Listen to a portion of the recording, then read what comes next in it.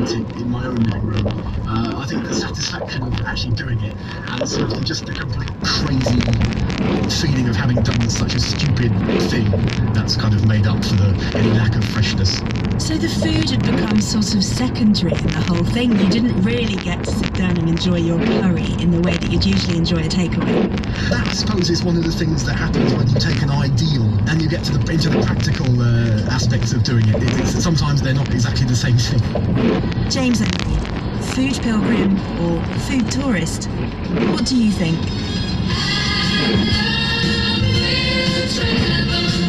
That's all for this week, so find us on social media using the hashtag BBC Food Chain, or I'm at Emily Thomas BBC on Twitter. For now, from me and the rest of the team, editor Simon Tulett and producer Nishi Sundar, thanks for listening and join us again for the Food Chain next week.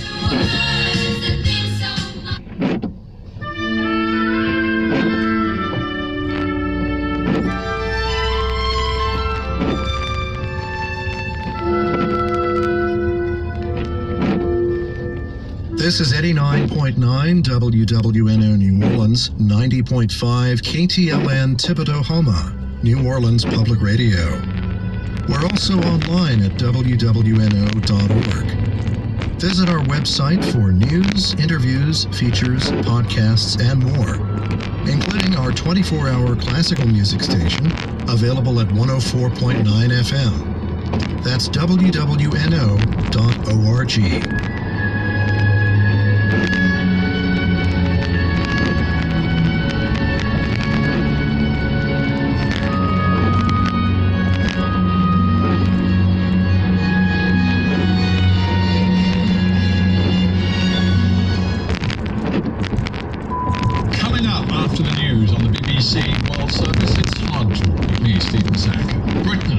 Itself on its system of justice, centuries of common law, proudly independent judiciary, and a reputation for fair dealing, which has made it an international centre for dispute arbitration. But are the cracks starting to show in a system steeped in tradition?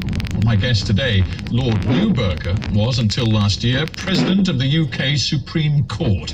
Does the British judicial system need a 21st century reboot? If you go back 50 years, the judges were like a sort of priesthood shuttered away from society, consciously shuttered away from society. Now, thanks possibly to the change of attitude, judges see themselves as expected to speak out and explain to people what they do and why they do it. That's Lord Neuberger on Hard Talk after the news. Live from NPR News in Washington, I'm Shay Stevens. Democratic leaders in Congress are demanding that House Intelligence Committee Chair Devin Nunes be removed from his leadership post. House Minority Leader Nancy Pelosi is accusing Nunes of tampering with a secret memo said to contain allegations of FBI and Justice Department abuses in the Russia investigations. WBR's Fred Tice has more on Pelosi's comments yesterday in Massachusetts. In Cambridge, Massachusetts, Pelosi said the Republican memo misrepresents the actions of the FBI and the Justice Department. She said by pushing for the release of his memo, Nunes has endangered the country and violated the rules of Congress. Totally irresponsible. I do believe that the chairman of the Intelligence Committee, Mr. Nunes, should be taken out of that office. Democrats on the House Intelligence Committee have also written a memo that Republicans are blocking from release. Asked if Democrats should release their memo, Pelosi said it does not make sense for Republicans to release their memo, but not Democrats. For NPR News, I'm Fred Tice in Boston. The Homeland Security Department's Inspector General is investigating Border Patrol agents suspected of kicking over jugs of water left by a humanitarian group for immigrants in the Arizona desert. As NPR's John Burnett reports, the investigation was launched after a video of the incident was posted on YouTube. Investigators will decide if department policy was broken when, as the video shows, green-suited agents kicked over water jugs, poured them out, and slit them open.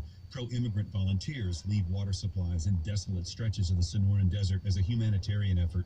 Kerry Huffman is Director of Strategic Planning for U.S. Customs and Border Protection. He says it's long-standing agency policy not to sabotage.